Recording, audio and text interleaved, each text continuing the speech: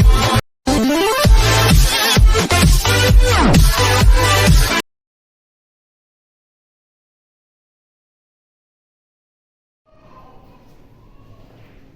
Student, मैं के L Verma Chitransh education point web सबसे मैं आप सभी का स्वागत करता हूं। आज की जो क्लास है उसका जो टॉपिक जो हमारा है वो यही है कि बच्चा जो स्टूडेंट है वो अपने आप को डिप्रेशन में कैसे ला लेता है, तो हमें उससे बचना कैसे है, उसके रीजंस क्या होते हैं कि वो डिप्रेशन में आ जाता है एग्ज़ाम के टाइम पर। और जो कुछ जो स्टूडेंट्स होते हैं वो केवल पासिंग मार्क्स के बारे में क्यों सोचते हैं कि हमें केवल पास होने वाले मार्क्स ही लेकर आए। ये इन सब का क्या कारण है, इन सब के बारे में हम पढ़ेंगे और इससे हम कैसे बाहर निकल सकते हैं इसके बारे में भी बताऊंगा आपको। मैंने जो अपने अभी तक के टीचिंग जो कैरियर में मैंने देखा है ना, तो उसमें ये सबसे बड़ी प्रॉब्लम ये होता है कि कुछ बच्चे होते हैं, सारे जैसे होते नहीं हैं, तो कुछ बच्चे सोचते हैं कि सर हमें पासिंग मार्क्स कितने लेके आने हैं। जैसे कि एग्ज़ाम बोर्ड की बात करें तो बोर्ड में जो टोटल जो मार्क्स का जो पेपर होगा वो 100 का होता है। 20 नंबर सेशनल के चले जाते हैं और 80 नंबर का पेपर होता है। कुछ स्कूल्स होते हैं वहाँ पे 20 में से 20 जाएंगे, कुछ में 19 जाएंगे और बच्चे को पासिंग मार्क्स लाने के लिए 33% मार्क्स चाहिए होते हैं। फिर भी ऐसा होता है कि अब 20 नंबर स्कूल से चल गए या 19 स्कूल चल गए, तो बच्चे को लाने कितने हैं? मात्र 13 या 14 मार्क्स लेके आने। फिर बच्चा ये गेन नहीं कर पाता है, ये बस सबसे बड़ी प्रॉब्लम है। फिर बच्चे फेल हो जाते हैं। कई मार्क्स लाना इतना कठिन है, मार्क्स लाना कठिन नहीं है। चलो ये तो हमने कमज़ोर बच्चों की बात करी, लेकिन जो बच्चे अच्छे होते हैं और वो क्या होते हैं कि जैसे कि उनके स्कूल की जो लोकल जो क्लास होती है वहाँ पर वो हमेशा फर्स्ट डिवीजन में आते रहते हैं या फर्स्ट रैंक वो अचीव करते हैं। लेकिन बोर्ड के एग्ज़ाम में वो अपने आप को कैसे परफॉर्म नहीं कर पाते, ये सबसे बड़ी प्रॉब्लम है उनके साथ।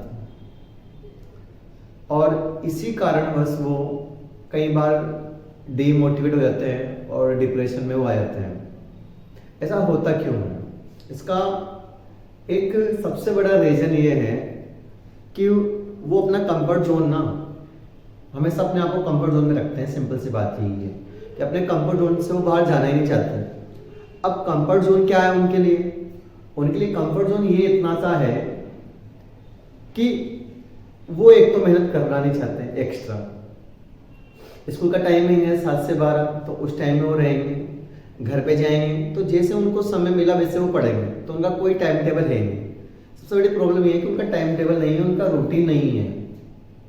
जब बच्चे का रूटीन नहीं होगा तो अपने आप को बाद में जब वो पढ़ने लगेगा तो उसको जो स्टडी का क्या होगा, लोड जो गिरेगा ना, मतलब जो उसको पढ़ना है तो उसको क्या लगेगा, एक यार मेरे दिमाग पर लोड आ गया है ना, अब भयंकर मेरे पास बाहर आ गया, अब मैं प्रेशराइज हो रहा हूँ, मैं तो अपने आप को प्रेशराइज फील करने लग जाता है क्योंकि वो शुरू से सेल्फ स्टडी नहीं कर रहा है। सबसे बड़ी प्रॉब्लम ये है, सेल्फ स्टडी नहीं कर रहा है। अब क्या है कि जो बच्चा है, चाहे वो 9th का हो, चाहे 10th का हो, चाहे 11th का हो, चाहे 12th का हो, चाहे किसी भी कॉम्पिटिशन वो एग्जाम वो दे रहा हो, तो प्रॉब्लम ये होती है क्योंकि वो पढ़ना ही नहीं चाहता, सेल्फ स्टडी करना ही नहीं चाहता। अब क्या करता है, 4 घंटे आज ठीक है मैंने पुशअप किया, मैंने उसको बताया, तो बच्चा अरे यार आपने अच्छी बात कही, घर पे जाएगा और आज वो 4 घंटे पढ़ेगा। और आज तो 4 घंटे पढ़ेगा, 1 दिन और पढ़ेगा, 3 दिन और पढ़ेगा, लेकिन वो 4 घंटे 3-4 दिन बाद उसे ऐसे लगेंगे अरे यार मैं कर क्या रहा हूँ यार, अरे मैं तो कल पढ़ूंगा। तो ऐसे अपने आप को भी पढ़ाई से क्या कर लेगा, वो दूर करता चला जाएगा। अब यही तो सबसे बड़ी प्रॉब्लम है कि अगर आपको अच्छे मार्क्स लेके आने हैं या आपको आगे बढ़ना है तो आपको करना क्या पड़ेगा भाई? तो कोई भी जो स्टूडेंट हो ना, उसको सबसे बड़ी बात ये कि उसको करनी पड़ेगी सेल्फ स्टडी। चाहे वो किसी भी एग्जाम की वो तैयारी कर रहा हो, XYZ,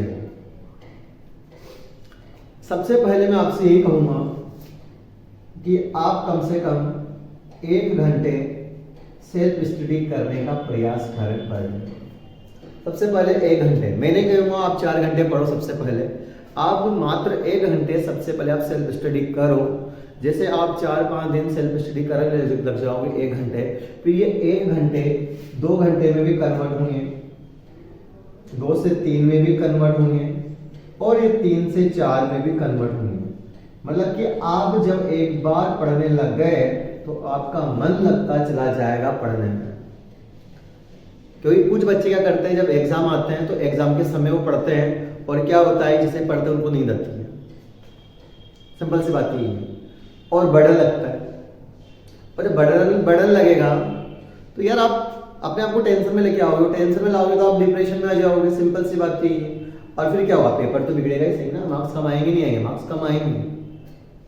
एक ही रूटीन होता है स्टूडेंट्स का कि शुरू से एंड तक सेल्फ स्टडी करना, किसी भी वे में करो, कैसे भी करो, लेकिन करनी है पढ़ाई आपको।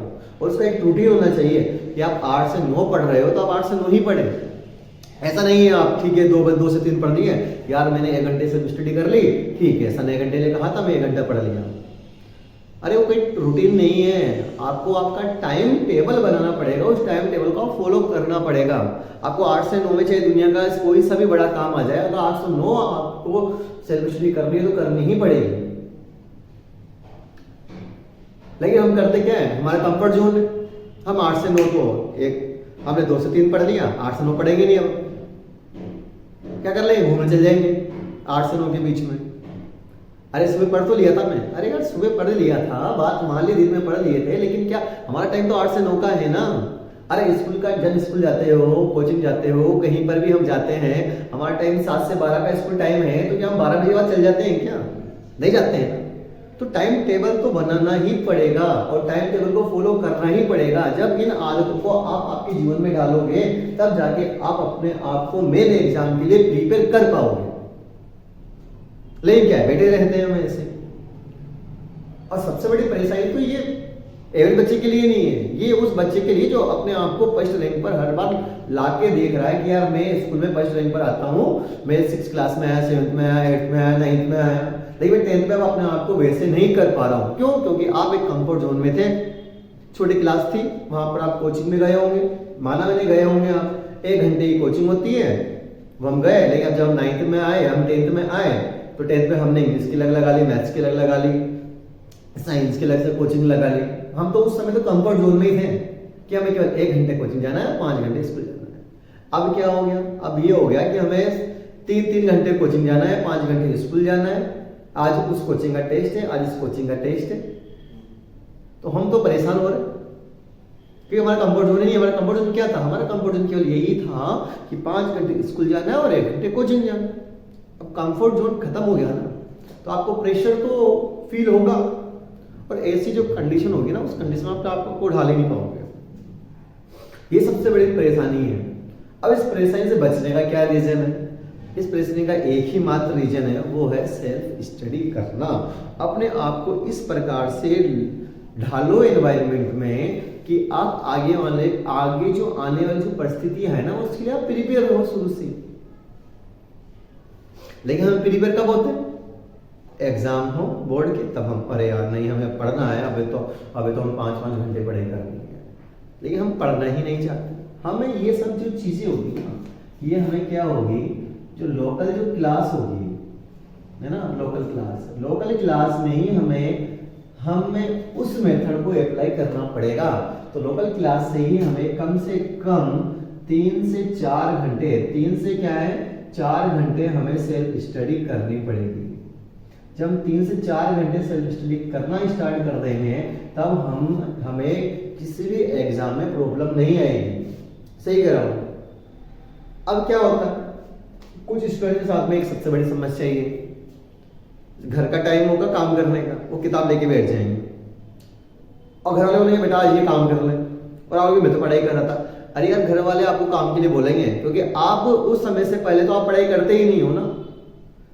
लेकिन अगर आप सेल्फ स्टडी कर रहे हो और आपको पेरेंट्स को दिख रहा है कि नहीं यार बच्चा पढ़ाई कर रहा है, तो वो फिर आपको काम के लिए नहीं बोलेंगे। क्योंकि उनको पता लगे कि मेरा बच्चा डेली पढ़ाई करता है, इसका पढ़ाई का टाइम है, तो घर वाले भी आपको समझेंगे। कुछ स्टूडेंट्स कहते हैं कि मुझे तो मेरे घर वाले समझते ही नहीं है, तो यार ये रीजन है क्योंकि आप सेल्फ स्टडी कर नहीं रहे हो ना। आप कब पढ़ाई कर रहे हो? जब उनको कोई काम है, तो उनके लिए वो पढ़ाई नहीं लगेगी, उनके लिए वो एक्सक्यूज ही लगेगा कि हाँ यार बहाना बना रहा है काम नहीं करने का।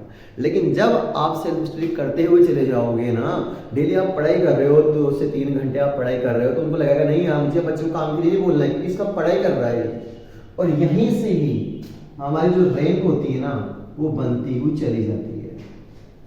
कि सेल्फ स्टडी एक ऐसा मंत्र है जिसके द्वारा आप अपनी जो पढ़ाई है ना उसको अचीव कर सकते हो, अपनी रैंक अचीव कर सकते हो, अपनी परसेंटेज को हाई कर सकते हो।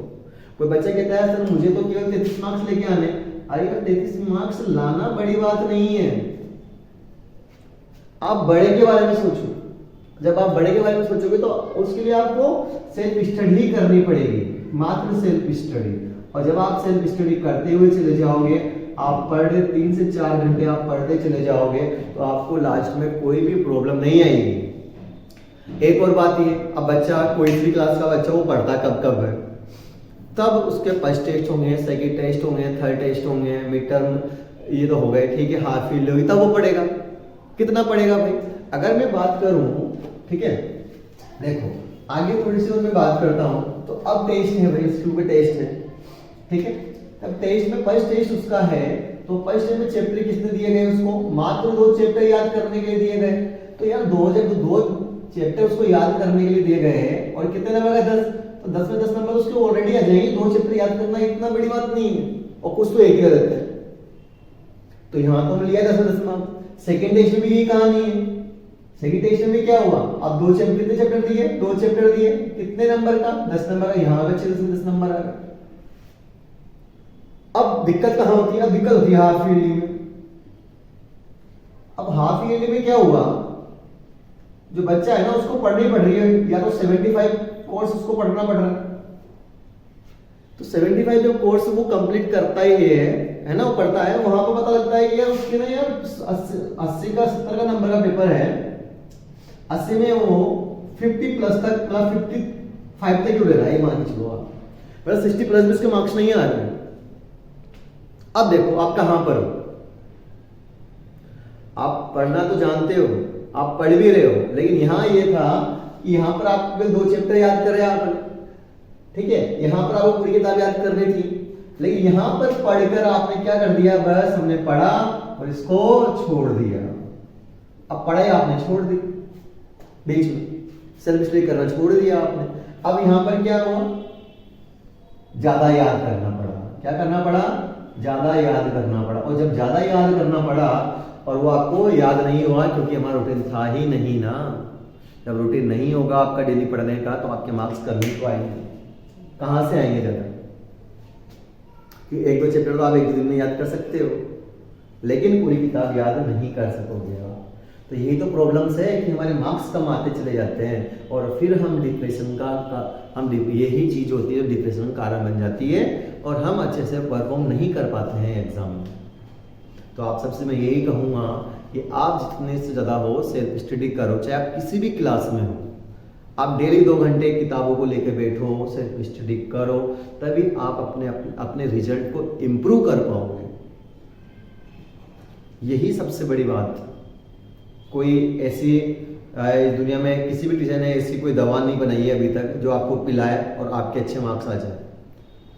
सफलता का एक ही उपाय है, वो इतना सा उपाय है कि आप केवल सेल्फ स्टडी करो। हर एक स्टूडेंट के लिए, चाहे वो मैं हूँ, चाहे कोई भी हो, सबको सेल्फ स्टडी करनी ही पड़ेगी। और आप जब आगे वाली क्लास में जा रहे हो तो वहाँ पर इस मंत्र को हमेशा ध्यान रखो कि हमें डेली 2 से 3 घंटे सेल्फ स्टडी करनी है। ठीक है स्टूडेंट्स, आज के लिए इतना ही। Thank you.